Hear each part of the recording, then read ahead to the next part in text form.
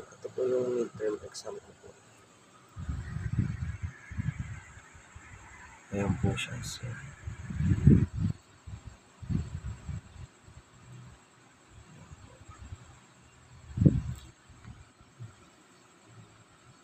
So, sir, yung model small po is nagsasad po siya ng program na gumagamit po ng small memory model na nangangahulugang yung code po na yon is data is nasa iisang segment at hindi po siya lalagpas sa 64 KB.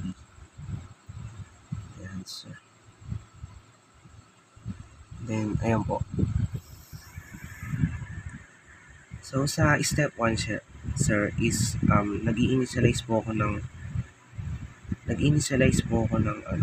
nag-resolve po siya to 0, then move result 0, then nag-set po ako ng result sa 0. Then yung sa step 2 naman po, ayan, sir, is dinagdagan po nito yung value ng result 0 mula sa 0, nagiging 1 po ito. Then yung sa step 3 is, ayan, sir, binabawasan po nito yung 0 ng result ng 1 mula sa 2, nagiging 1 po ito.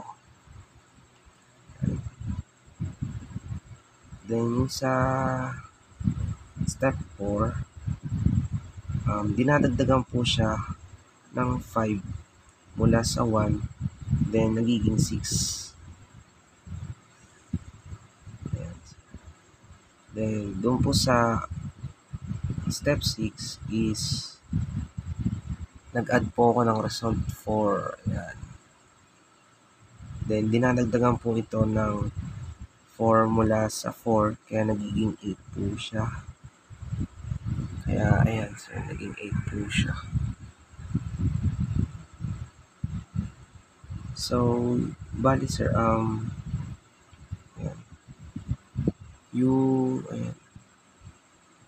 yung move DX offsets at saka message po is, ayan, sir, kinukuha po nito yung address ng string ng message at nilalagay po ito sa register na DX.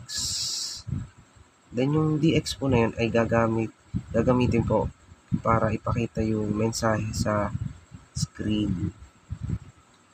Ayan, sir. So, yun lang naman po. Ayan, sir. Bali, ayan po yung naging result niya. Is naging 8. Bali, yan lang po yung sir. So, yun lamang po.